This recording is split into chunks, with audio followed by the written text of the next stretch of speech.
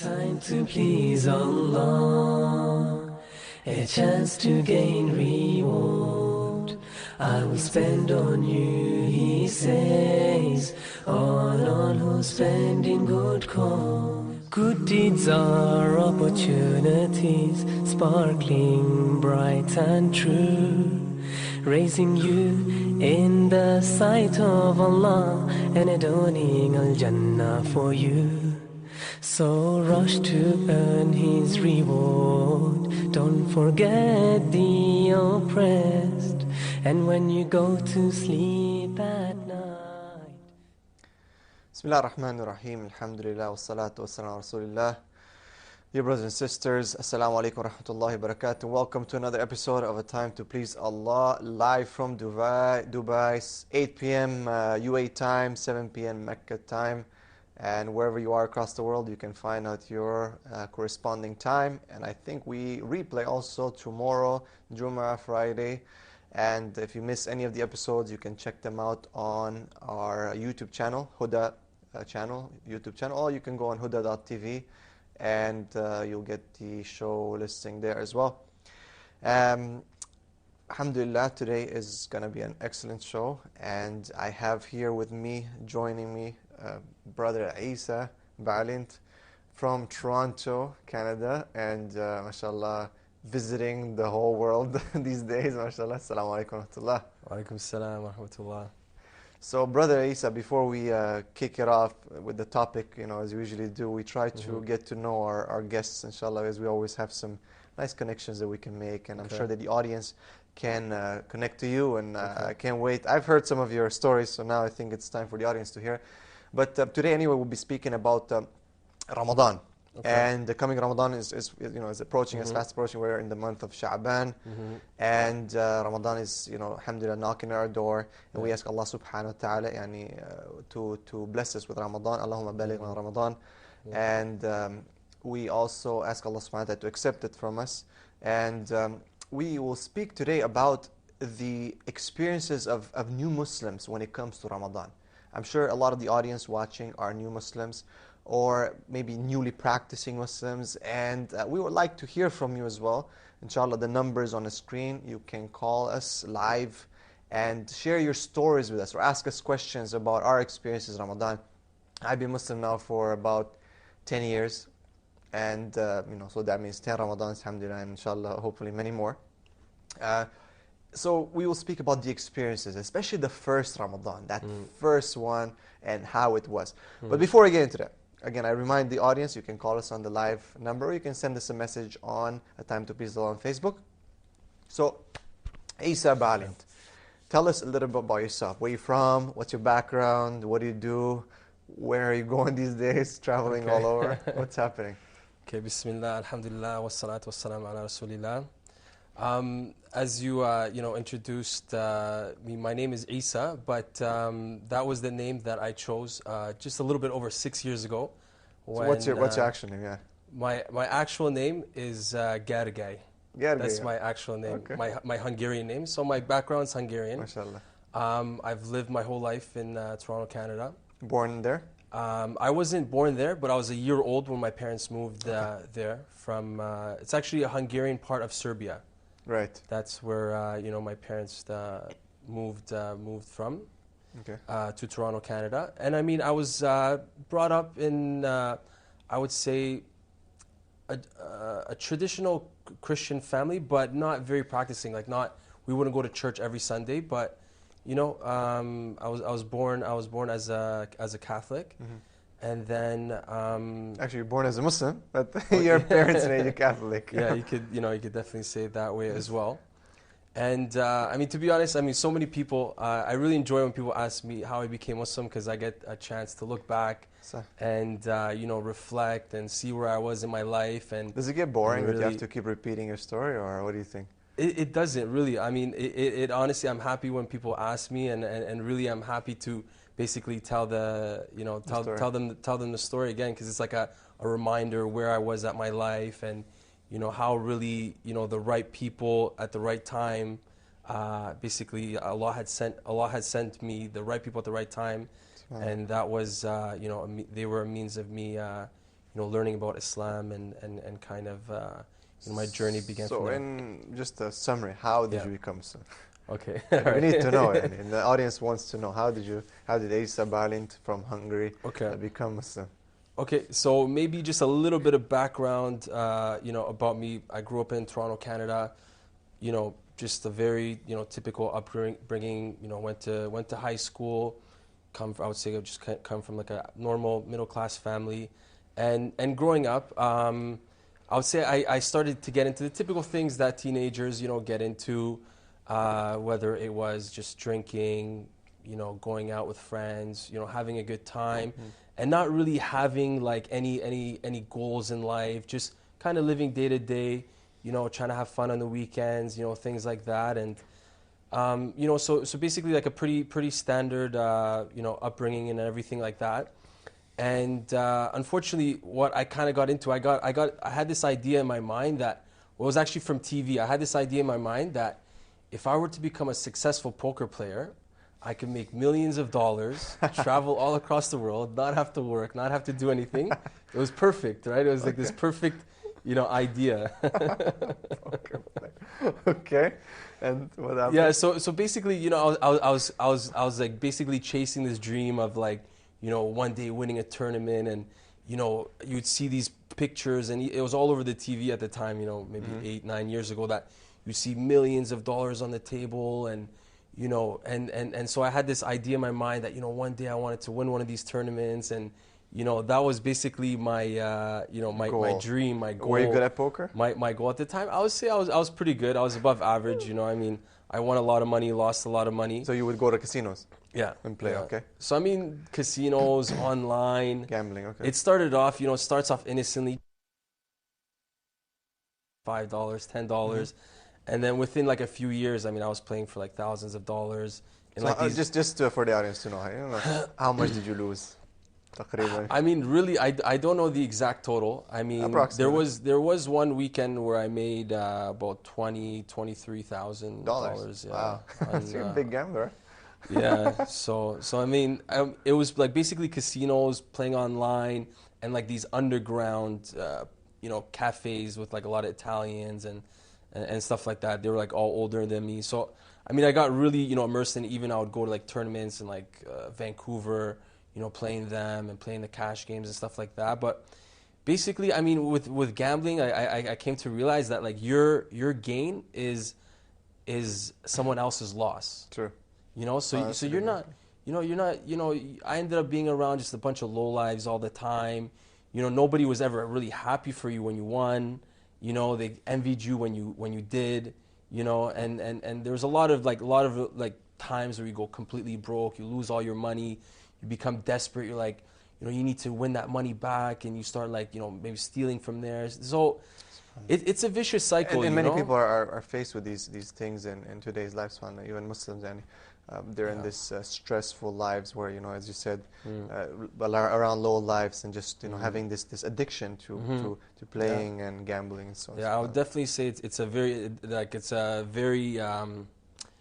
it's a very bad addiction to have, and I just really sympathize with people who are struggling with that, and I hope inshallah one day, I could go back to my look back on my experiences and try to help others, who are going through those, basically those difficulties.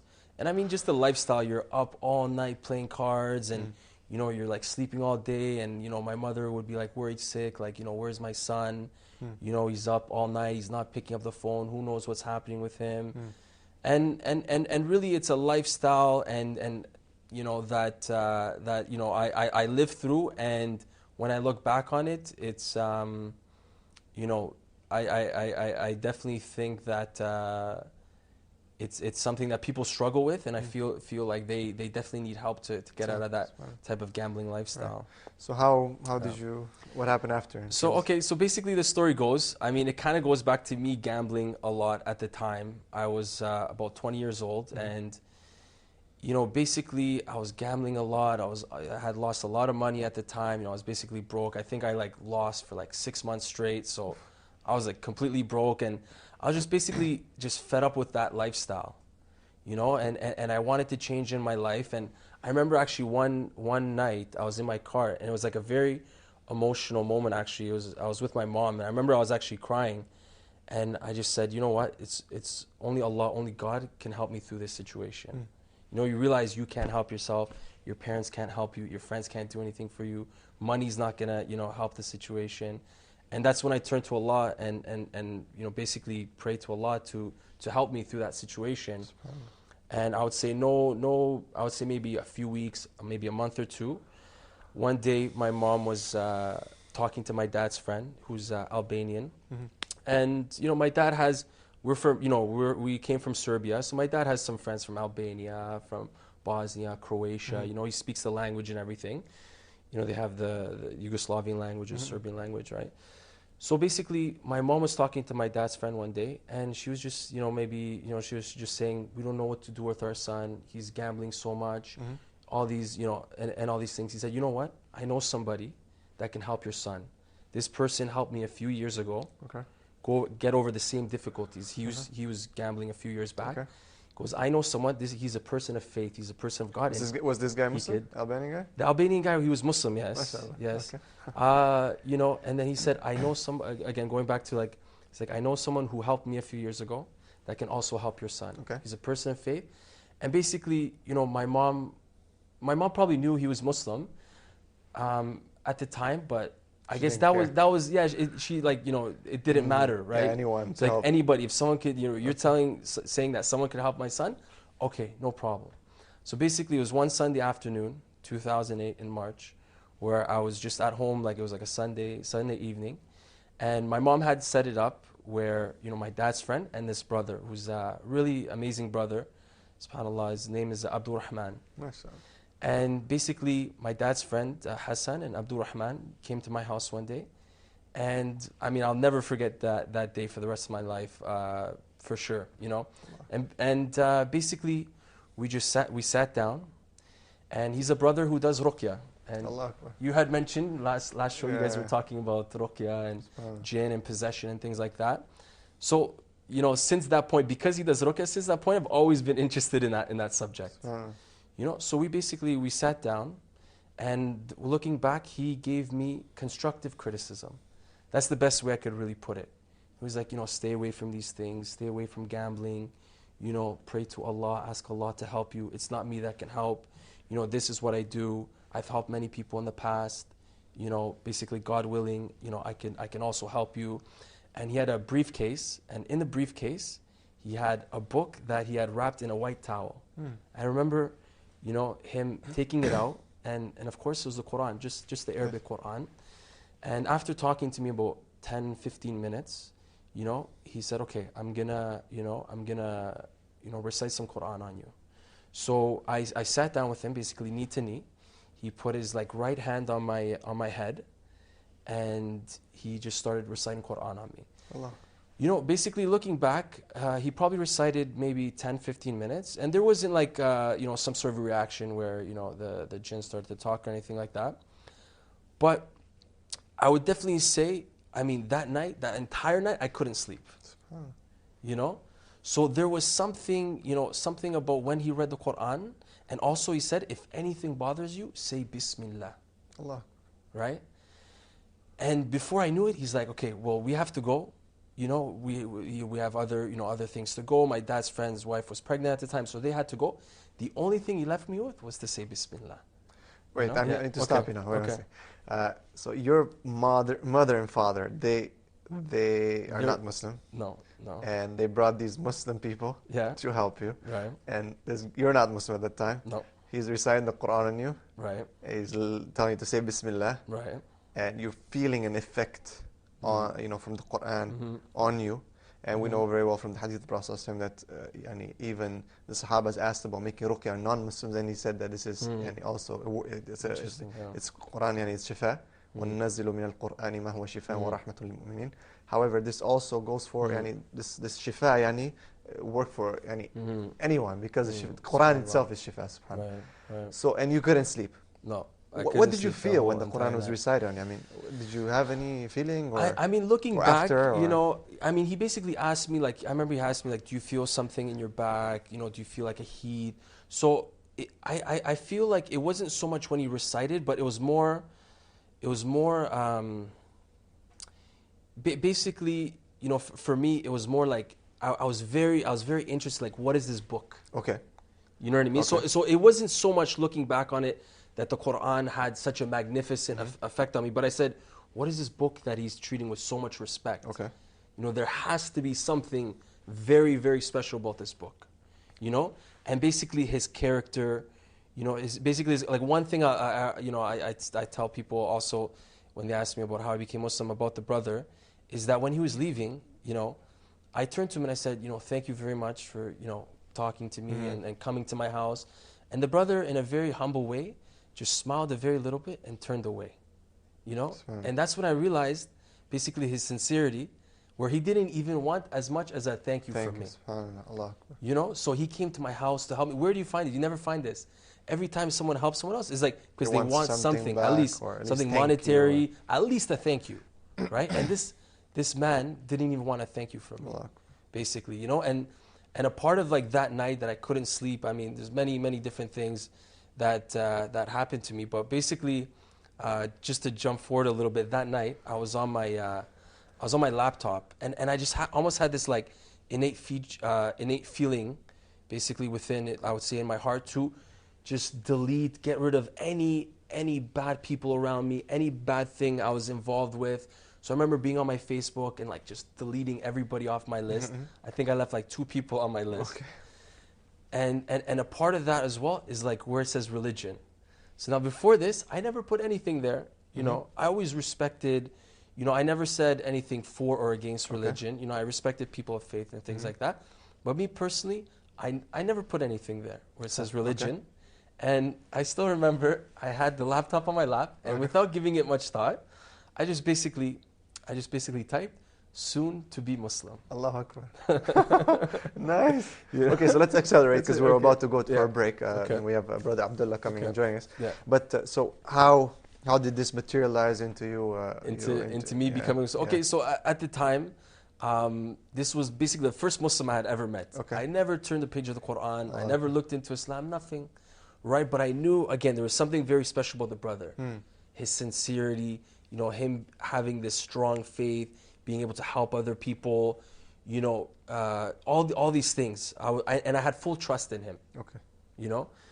And basically, again, I guess that's partially why I you know, for, you know, I don't know what led me to type those words, soon to become Muslim, soon to be Muslim. Okay. But then basically what happened, the next day, he came again, the brother. And interesting enough, right before he came, I had this feeling like, okay, I want to take a shower, I want to feel clean before he comes, you know, just basically like feel physically clean. Okay. And we went to my, we were in my room, just me and him, and he told me to write down this dua, أعوذ بالله من الشيطان الرجيم قل ربي أعوذ بك من همزات الشياطين. Right? So he told me to write down this dua, and right after I finished trying to write it down, right? Like he was telling me in Arabic, and I'm like, what is this language? And I'm like trying to write it down in English and stuff. So I remember I struggled with it. Then basically after I wrote down this dua, I turned to him, I said, you know, I was on my laptop yesterday, and I put there, I was on my Facebook, and I put where it says religion, I put there, soon to be Muslim. So he looked at me, and then for a second he's like, he didn't know what to do, but he's like, okay, stand up and repeat the shahada after me. Allah. You know? And what did you do? And I never resisted, you know? I never started like, oh, wait, let me think about it. Let me go back and study Islam for like 6 months, you know, or anything like that. Just basically stand up, repeat after me. Ashhadu an la ilaha illallah, ashhadu anna Muhammad Rasulullah. And basically right after, he was so happy. He was like smiling, gave me a hug, congratulated me. He's like, you're our brother now. I'm going to give you my number. Anything that you need, you could call us anytime. So like the hospitality, like right away, you know. Again, amazing brother. And then what's kind of funny is right after that, so I turned to him, so I have a question.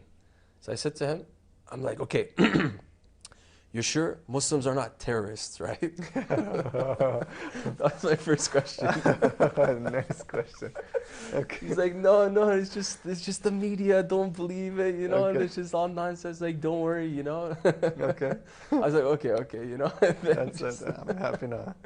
You know, and then again, like, I didn't even know what is Islam, what does it mean to become Muslim. I had these vague, like, you know, things that I knew about Islam. They pray, they fast, You know, there's But you knew they but believe in one God, and you knew the basic or anything about Islam. I'm honestly, I knew maybe the very little bit like I learned in school and Right. you know and things, you know, and things like that. But I mean even the brother never even went through the 5 pillars of Islam or the 6 pillars of Iman and But you just felt things it. like It's that. like the guidance of Allah, and it's like a Right. perfect example of Allah subhanahu wa ta'ala just guiding someone, you know, with very basic things, you know, because a lot of people, you know, sometimes they want to know every nitty-gritty thing, and then they say, okay, then I'll embrace Islam. Right. But that's not, you know, Of course. subhanAllah, and Allah subhanahu wa ta'ala, ما يهدي الله فلا مضل له. Allah subhanahu wa ta'ala is the one who guides, and there's no one else who can guide I them. think one speaker that I was spending a little bit of time with recently, he said, you know, he's quite involved with teaching classes on Dawah and things like that. And he was talking to one brother and he said, how much did Abu Bakr know about Islam before accepting Islam? Yeah, very little. SubhanAllah, that's true. Right? He wasn't like a scholar. Yes, yes. Didn't, you know, learn about all the misconceptions and read everything and, you know, so amazing. Really you don't need One too thing much. that before we take a break, inshallah, I want to highlight is the fact that that brother, he didn't come to and say like, I'll help you, but you know, here's Islam, you know, like he just came to help you. He didn't like try to push it on you. Right. He didn't try to, you know, I mean, it's just his character and his example that really captivate you, which is something very amazing, subhanAllah, you know? Absolutely. That, you know, alhamdulillah, we give Islam to people, and of course we preach Islam, but we don't like, you know, we don't help people necessarily just to become Muslim, and we want them to become Muslim, but we don't like use it as like a trade, you know, subhanAllah, as some people do in other religions, you know, subhanAllah.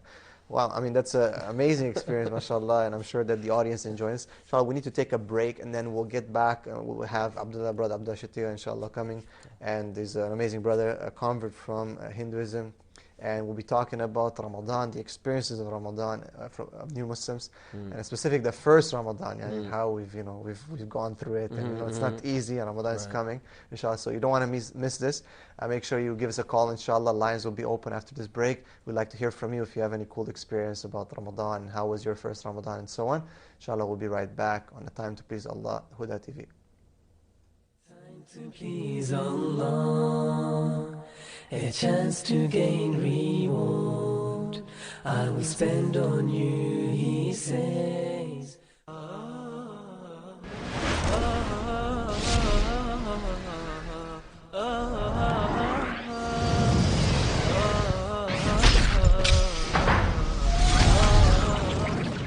We can't just take knowledge and keep it as information. We have to transfer it into action. When he got up, he said one thing. Asalla nas? Did the people pray?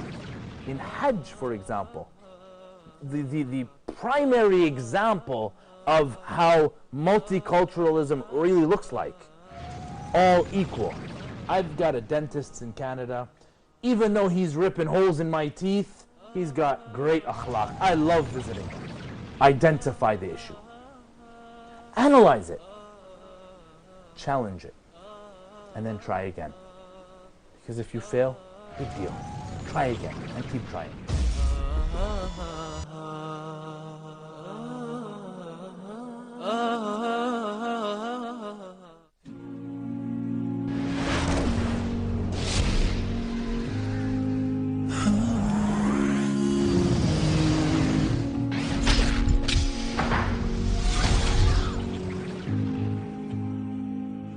If I think I lost my ablution, but I'm not sure, do I have to make wudu again?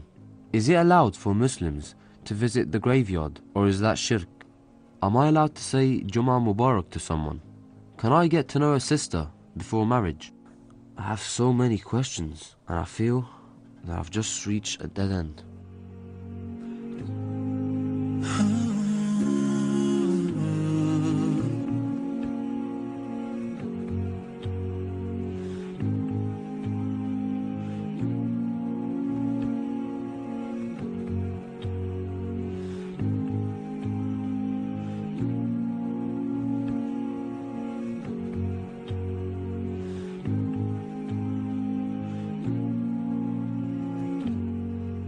If only I could find someone trustworthy to answer my questions.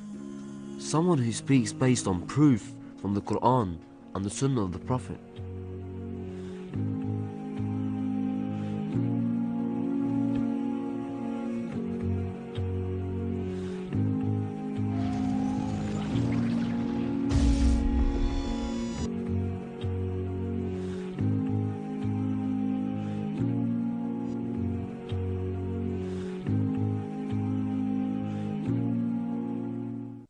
time to please Allah, a chance to gain reward. I will spend on you, he says, on all who spend in good cause. Assalamu alaikum wa rahmatullahi wa barakatuh, and welcome back to A Time to Please Allah. It's always a time to please Allah, not just Thursday nights at 8 p.m. Actually, some people always ask me, why did you choose this? I mean, we didn't choose this title, but it's a nice title. Alhamdulillah. So we are joined by our dear brother, Abdullah Shatti. Assalamu alaikum wa rahmatullahi wa barakatuh. Welcome back again to our show. We're happy to have you, alhamdulillah. And before we took a break, we were talking to Brother Isa and his amazing experience of becoming Muslim, subhanAllah, mashallah.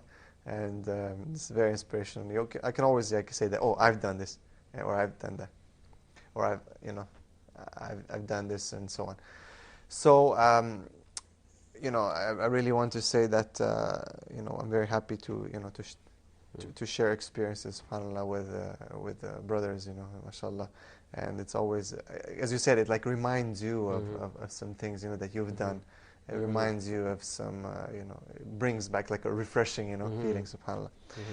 And today, specifically, we'll be talking about Ramadan. And, how us as new Muslims, how we basically experience Ramadan.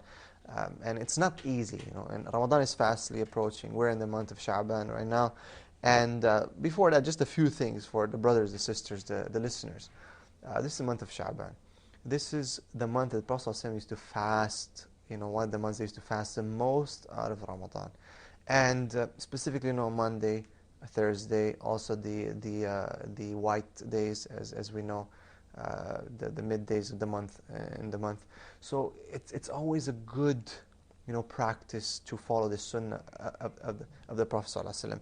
So, I recommend to the brothers and sisters to take a few days out of this month to fast, because it will be very difficult when Ramadan hits, that Maghrib, the last day, when it's the night of Ramadan, first night, and you start praying Taraweeh, the next day you have to fast, then you just go on, straight up to fasting. It's going to be difficult.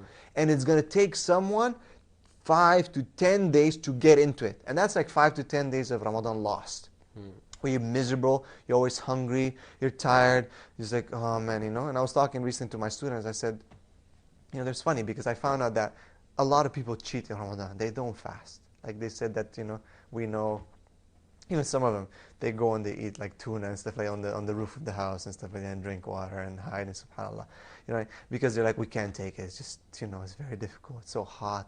And it's so they're not used to it. If you didn't fast the whole year, and then you want to go out fully and fast that month, it's like going for a marathon, an 8-kilometer run or 20-kilometer run, and you didn't train at all. I mean, it doesn't make sense. How can you go for a marathon and you have not trained at all? Right? So I recommend the brothers and sisters, just try to fast. Try Monday, once a week. Try twice if you can. If you can increase in that, that's even better, subhanAllah. So don't start Ramadan, just by wasting, a third of it in getting used to it. Because really this is a chance. I have a friend right now, a person who was close to us, and he just passed away, last week, subhanAllah, just before Ramadan, Wow. And we don't know if we're going to make it to Ramadan, subhanAllah. We don't know if we will reach this Ramadan. We don't know if we finish Ramadan, we're going to have another Ramadan. And Ramadan is like, it's almost like, it's like a guarantee, من صام رمضان إيمانا واحتسابا غفر له ما تقدم من ذنبه, as the Prophet said.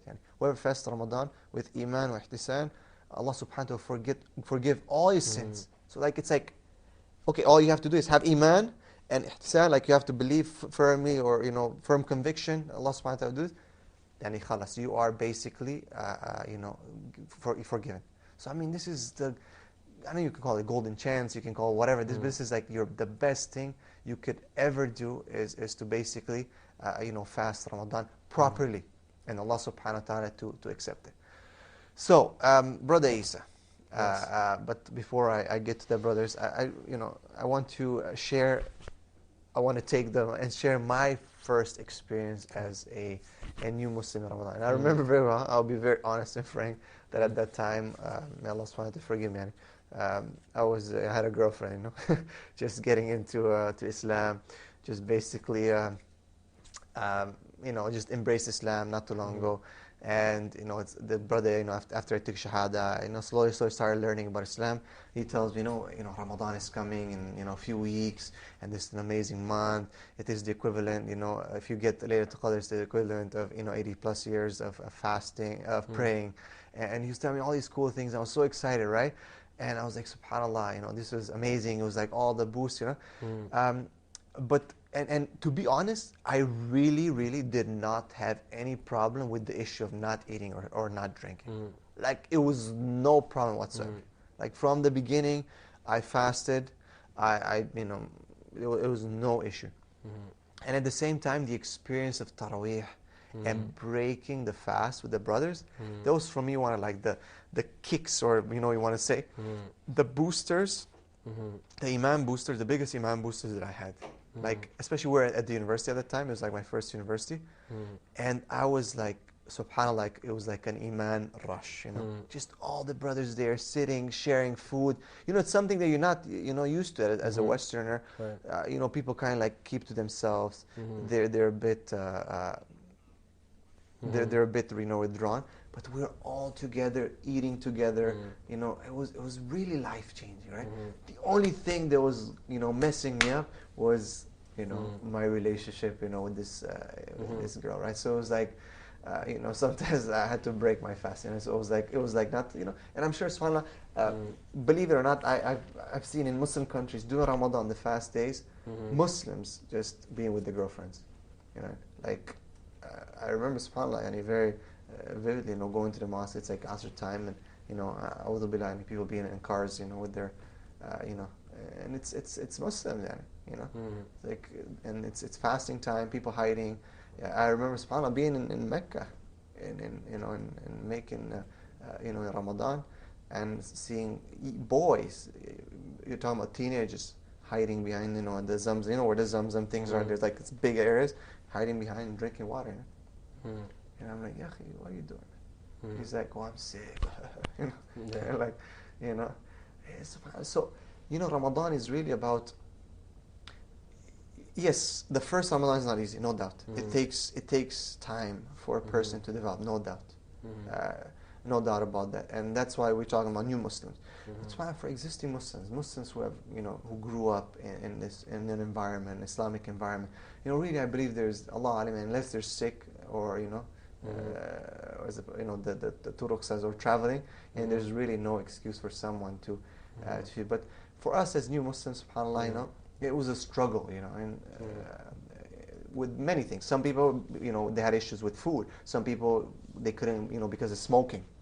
Some people, subhanAllah, we knew many new Muslims who were still drinking alcohol and addicted to alcohol when they were Muslim and they took Shahada, right? And, these things take time, the prohibitions of alcohol and all these things didn't come till later. So, my experience, as I said, it was quite positive, as the first Ramadan. And I don't want to take the whole time speaking about my experience. It's more about you. But it was something really, I would say that really that first Ramadan was, really made an impact on me. And I know a friend of mine that I had, who he was able to fast, but he kind of didn't want to. He was a bit sick, not really sick, you couldn't say he was sick. But he took that excuse and he was not fasting. And that first Ramadan he missed it, he didn't fast at all. And then second Ramadan again he was trying to get excuses and saying, I don't know, it's difficult, this and that. And subhanAllah, and you found him later on, a few years later, that he left Islam, because he didn't have that firm, experience and conviction. He was a bit, shy and keeping away, and he couldn't leave those, addictions. And subhanAllah, this I believe that the first Ramadan for new Muslims, second Ramadan, are very, very important. And that's why they need to feel this love, acceptance, belong, because they just been pushed away maybe from their families. They just left a whole different lifestyle and coming into a new lifestyle. So let's go, I'll go from my right, inshallah, to Abdullah. And Abdullah, let's start with you, inshallah. Tell us about, you're coming from India, from a Hindu background. How was your first Ramadan? Was it in a Muslim country, in a non-Muslim country? How was your experience? It was around a couple of months after I became Muslim. Okay. It was in my home country, India. Okay. The funny part was my parents weren't sure as to what I'm up to. They had an idea that I'm trying to look into Islam and do some stuff, but still they were not sure. So it was, Ramadan was something that, as a new Muslim, it was something that I was looking up to. Like most new Muslims, the first Ramadan that they had in their life is something that they'll remember for the rest of their lives, because it's really special. You feel during that month, you feel good deeds become so easy on you. Allah makes the reciting of the Quran, even praying, even waking up at night, and everything becomes so easy, subhanallah. But for me it was a bit different, because I had to, there's no suhoor, there is no iftar, because my parents have no idea what I'm up to. So basically I have to act like I'm just out partying, stay back late so that I can eat at my friend's place, do the suhoor, then come home and then act like I'm sleeping throughout the day, and wake up in the evening like I'm hungry for food. So manage it in this way. Alhamdulillah. But it was, the other funny part was, this was the month that, I was just out of college. That's when I realized, this friend of mine is a Muslim. This friend of mine is a Muslim. And you really come to know that all these people around you are Muslims in the month of Ramadan, because you see them not eating, not smoking, and they give up at least most of their bad deeds, and you see them in the masjid for Tarawih. So you come to know that a lot of people around you were Muslims, and apart from that, the whole feeling of going through this month of fasting is something you cannot express in words. You feel that you're coming closer to Allah subhanahu wa ta'ala. You feel that giving up food solely for His pleasure is something that requires dedication, because most other deeds people can see, but fasting is something that is only for the sake of Allah, because if you want to cheat, you still have the option, you can go hide somewhere and eat, but you're doing this solely for the sake of Allah. So the pleasure of doing that is something you cannot put across through words. So you started going to the masjid for Tarawih and everything there for first Ramadan and fasting, and alhamdulillah. Yes, and it was just few months earlier. I was praying Jummah, so suddenly Tarawih comes up, and Tarawih is something that you should. I would request most new Muslims to be prepared for. Yes, it takes and I had no clue that this is what Tarawih is. I thought. But I think in India it's quite long. It's really long. Really long. Yes. So I thought this was something like Isha Salah. So after Isha, I just stood there, and the Imam doesn't look like he plans to finish today. So, but then once you get used to it, you stand there, you feel like you do not want to come out of the salah, because you feel that you have given up the whole day for fasting. So this sensation of doing things for the sake of Allah continues, and that's through the Tarawih. But again, being in a non-Muslim country like India, there are many other temptations that come across, especially when your non-Muslim friends don't know that you're fasting. So they'll try to pull you along and maybe say, let's go eat, or let's do something on purpose, right, and try to distract you. So did your friends didn't know you're Muslim? No, they were not sure as to what I'm up to, because it's college and everybody's experimenting. Somebody tries to do the Bob Marley style, somebody tries to change religion, so everybody thinks this is an experiment that's going on. So they weren't really serious about it. So on purpose they'll try to bring across few things, and they'll try to distract you. But alhamdulillah, that I tried my level best to stick with the Muslim community.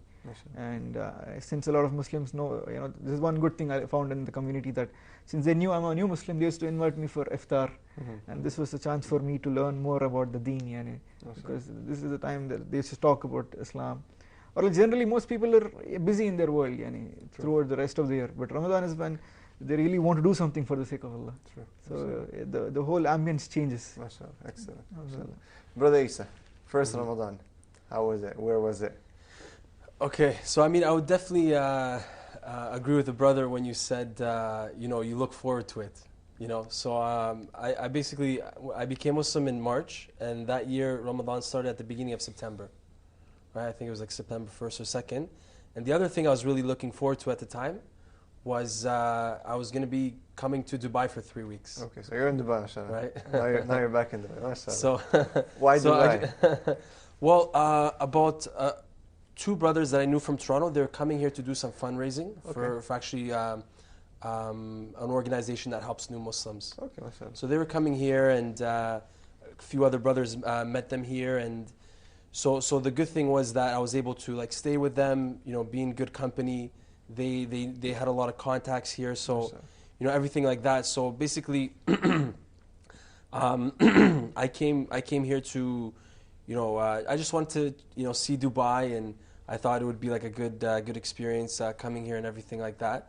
So again, I was really looking forward to coming here. I was looking forward to having my first Ramadan, and basically the way I would like prepare myself. I remember maybe a week or so before Ramadan. That's when I learned basically everything, how to pray. Okay. From the Fatiha to the, basically, in the tashahhud, that Right. what you have to say and everything like that. Right. So I basically learned how to pray, and I was doing. Some days I would do like 4 out of the 5 prayers. Some days I would do 3. So leading up to it, I was doing slowly, and then basically, alhamdulillah, when I came here and I joined the brothers that were here, I mean, I just, I started doing all the prayers, and I mean, there's so many different things that happened, but it was a wonderful experience, being in a Muslim country, going to people's houses for iftar. And I would meet people and I'll tell them, I'm just visiting here and I just became Muslim, and they would be so happy for me. And then they're like, that's good telling you a story. How did you become Muslim? Of course, definitely a few people ask me, but generally they would be just very happy for me. They would say, do you need anything? Can we help you with anything? Do you have... Actually, the brother that I met when I was here during my first Ramadan, I was just with him an hour and a half ago. And mashallah, amazing brother. And he asked me, do you have any books about Islam? I said, maybe I have like 1 or 2. He said, okay, I'm going to pick you up tomorrow, inshallah, we're going to go to a bookstore. Nice, mashallah. So he bought me like 10, 12 books. Mashallah. He's like, do you have any thobes? I'm like, I don't have any thobes. Okay, we're going to go to a thobe store. Nice. And he's like, anything Where is he from, you need. brother? Very nice Syrian brother. Mashallah. Yeah. Allah bless him. Very nice brother. And I just had a chance to reconnect with him, like I mentioned, Mashallah, a couple. It's as if we, just were together like, yesterday. Mashallah. Reconnected again, and mashallah, amazing brother. And I mean, even some another brother that we had iftar with, I don't even know who the brother is, but he decided to donate 5,000 dirhams to each of us. Mashallah.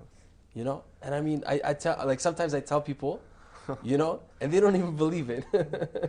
5,000 is like $1,500. $1,500. You know what I mean? So it's not, it's not like a small amount of money. And I mean, it's not even really about the money.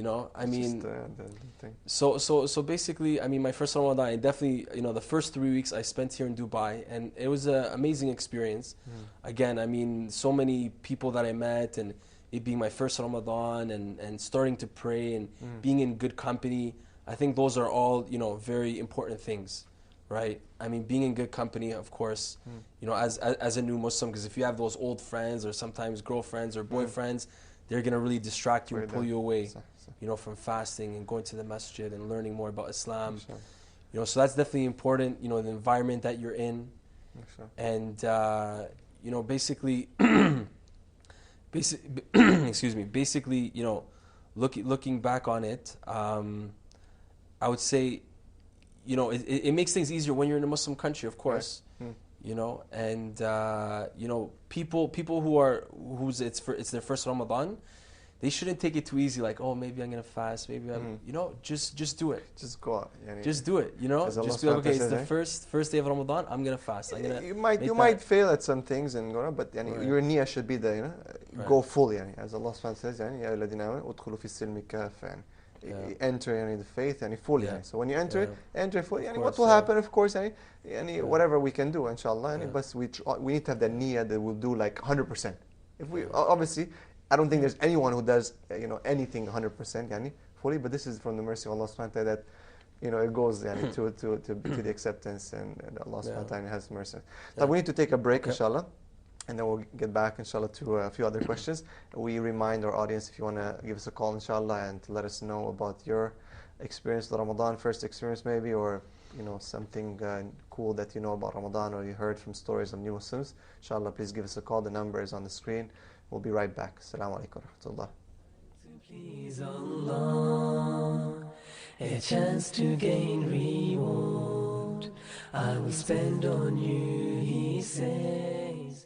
يا ذا الجلال والإكرام يا حي يا قيوم لا إله إلا أنت سبحانك إنا كنا من الظالمين اللهم أحسن عاقبتنا في الأمور كلها وأجرنا من خزي الدنيا وعذاب الآخرة برحمتك يا أرحم الراحمين اللهم أصلح لنا ديننا الذي هو عصمة أمرنا وأصلح لنا دنيانا التي فيها معاشنا وأصلح لنا آخرتنا التي إليها معادنا واجعل الحياة زيادة لنا في كل خير واجعل الموت راحة لنا من كل شر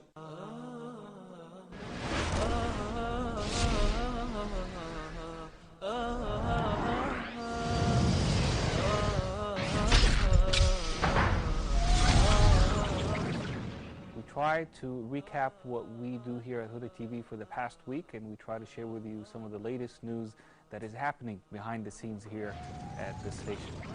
Living Islam would love a cooking show to be aired for Arabic dishes.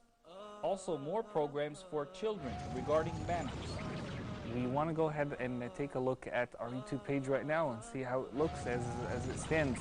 Well, I'm on the screen right now, but I'm not on TV. I'm actually through YouTube, as you can see right there. It's the same exact thing that you see on TV here live. It's exactly the same thing that is on our YouTube page through our live streaming.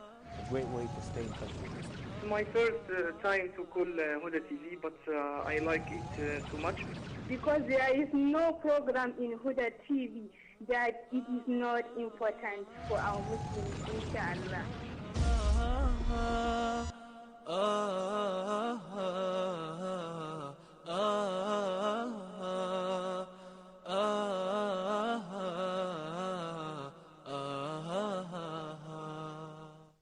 Time to please Allah, a chance to gain reward.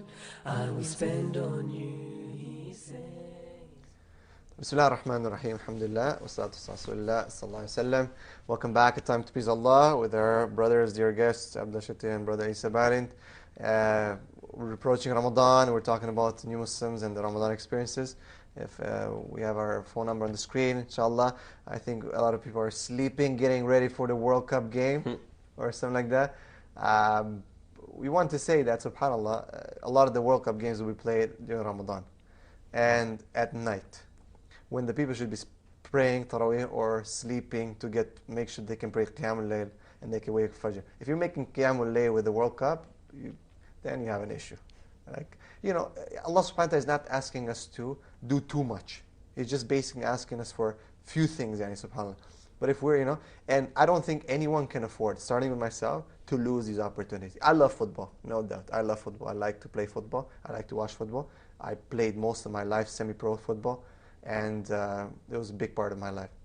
But I have too many sins, and I cannot afford to lose Taraweeh prayer, or to lose Qiyam al-Layl, or to miss a Fajr in Ramadan. And how many of the people will be missing Fajr because they stayed up and watched football and made Qiyam al-Football, Qurat al-Qadam. So just a humble advice from a brother. And I'm not looking down on anyone, I'm not saying anything. I need this. I know that I cannot afford. I'll be watching the summary on YouTube or something the next morning, see who scored, what was the game. I'm not going to lie that I won't do that, check the score and stuff like that. But man, subhanAllah, if you're going to spend your time with football this Ramadan, then you are missing out because you don't know. World Cup, this you can record the game. You can see the game on YouTube, the summary, but you cannot record Ramadan. You can't play back Ramadan. You don't know if Ramadan's going to come. It's not like, okay, let me put it on pause and or let me, there's going to be, you can see a football match anytime, but Ramadan comes, you can see just once a year, and you don't know if you're going to make it through next year. So don't waste your time. طيب, we have a few minutes left. I want to ask you two things before, just a short comment, inshallah. How is Ramadan or the difference between Ramadan in a Muslim country and a non-Muslim country. And the second question, some advice for the new Muslims who are just maybe this might be their first Ramadan, how to approach it, what to do, and so on. So just quite short, let's start with Brother Abdullah. The difference between Ramadan in a Muslim country and a non-Muslim country is quite huge. First of all, you don't get to hear the Fajr Adhan. So you really don't know when is the... so in India there's no Fajr Adhan? There is Adhan, but it will be maybe one masjid in like 10-15 kilometers. Right. So you'll have to assume the timings. Apart from that, you don't have the pleasure of breaking the fast with all the whole community. Like being here in Dubai, if you go to any masjid, you will be able to break your fast. SubhanAllah. And one of the experiences that I had is every iftar, after breaking the fast, one of the other brother will pull me to his house. So, most of the times I've met the brother for the first time. Just because they come to know that you're a new Muslim, they would want to share the iftar. So I would request the Muslim community to at least make the niyyah of having one iftar with the new Muslim, because he doesn't have a family, he doesn't have anybody, especially when he's moved to a Muslim country. So he shouldn't feel left alone. And I've seen so many sisters who go through this. So if the sisters can get together, do like a potluck, cook a dish thing, and invite new Muslim sisters, this is going to be a great ajr for you with this intention. And with regards to the advice for the new Muslims, I would first of all say keep yourself informed, because during the month of Ramadan you'll have so many doubts, so many questions. So prepare your these questions before Ramadan, because you shouldn't be going through the fast and then you ask yourself, maybe did I break the fast, maybe did this break the fast, am I allowed to do this, am I supposed to do that? So make a list of questions that might pop up in your mind and call up a sheikh and ask, get this clarified. Because in the month of Ramadan you want to busy yourself in ibadah. You don't want to go around looking for answers. Am I doing the right thing? Maybe your fast is already broken and you didn't even come to know. So keep yourself informed. The second thing, Ramadan is the best month for you to do dawah to your non-Muslim family. Request them to fast with you. I'm sure they won't agree for fasting for the sake of Allah, but give them some scientific benefits. So once they are in this mood, that's when you start talking about why Islam says this, and that's when you come to the topic of who says this. It's Allah subhanahu wa ta'ala, and then you would talk about Tawheed and give the dawah of Islam. And even staying in a Muslim country, a lot of non-Muslims are open to discussion during the month of Ramadan. They want to know, what are you up to, why do you fast so long, and they want to know more about Islam. So use this opportunity. And apart from that, as a new Muslim, I felt that as years go by, the effectiveness of Ramadan that we feel in ourselves reduces. It's mainly because of our sins. When you become Muslim, initially your account is clear, alhamdulillah. Then you start accumulating all your sins, and your heart gets hardened, so you really cannot focus on many different things, and even good deeds become difficult on you when you start sinning. So make use of this opportunity that you have, the first Ramadan, or be it second or whatever it is. Try to make the best out of it, because if Ramadan comes through and if you're not really benefiting out of it, it means you are one of the biggest losers in today's time. So this is all I have to share.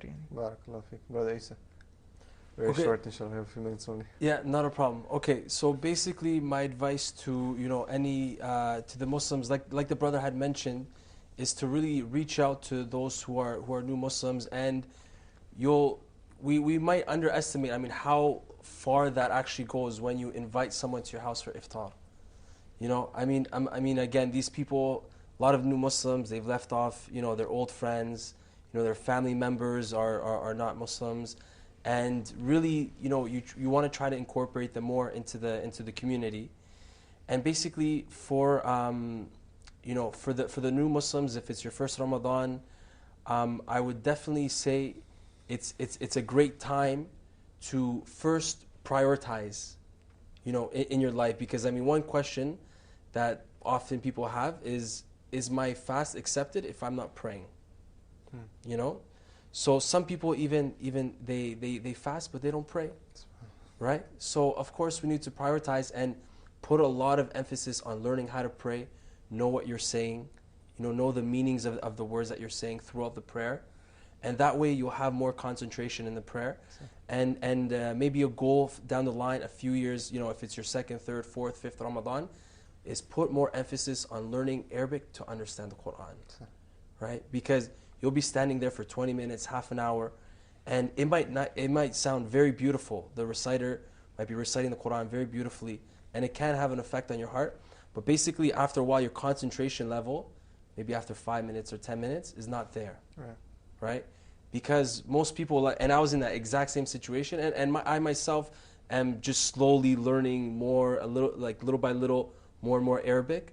But I would definitely, say that you want to start to, first read the translation in your language, right? Whether it's English or any other language. But start putting effort even before Ramadan happens to start understanding the Quran. That way you'll have more concentration in the prayer and you'll be able to benefit more from it. There's one last thing I would like to add on this, Yani.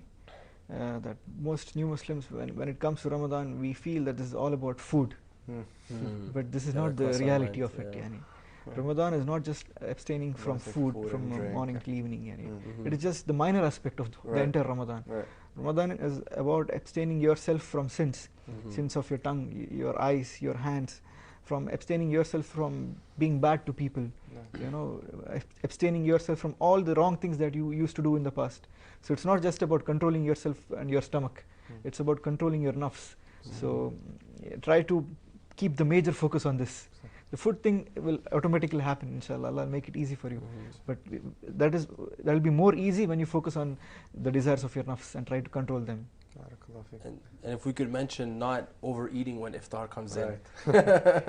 I remember that was the first thing, especially being here in Dubai, like you go to some of these iftars and the table is full with lamb and desserts and a camel. And so much waste of food. So let's leave it with that, Yani. Don't eat too much and don't waste food too much. We ask Allah subhanahu wa ta'ala to accept it. Jazakumullah khair. Thank you so much for coming to show. Inshallah, we hope to have you again, inshallah. As for our viewers, inshallah, we ask Allah subhanahu wa ta'ala to bless you with Ramadan. We ask Allah subhanahu wa ta'ala to bless all of us with Ramadan. Just to remind you that during Ramadan, Time to Please Allah will be off during Ramadan, but we will be live Monday, Tuesday, Wednesday at 5 p.m., 5 to 6 p.m. Dubai time, UAE time, live with different speakers, with myself hosting them, inshallah, for Ramadan spirit. And we're speaking specifically about Ramadan a lot. And I have some amazing topics, inshallah, in mind, such as the miracle of the Quran and the literal miracle and why the Quran was revealed in Ramadan and how, to go with the Quran. As well as some thematic tafsir of some of the surahs, the important surahs that we'll be discussing about them, their themes and what are they, So basically when you go into pray in Taraweeh and someone, the Imam is reciting Surah Al-Baqarah, even if you don't understand, you kind of know as to what the topic is and what is it speaking about. So make sure you check that out. Check huda.tv, you'll see the programs and everything live. Inshallah subhanahu wa ta'ala, we hope that you can spread this light in every home, and we thank you for watching and being with us. Inshallah, we'll see you next Thursday. Assalamu alaikum wa rahmatullahi wa barakatuh. Time to please Allah, a chance to gain reward. I will spend on you, He says, on all who spend in good cause. Good deeds are opportunities, sparkling bright and true, raising you in the sight of Allah and adorning Al-Jannah for you. So rush to earn His reward, don't forget the oppressed, and when you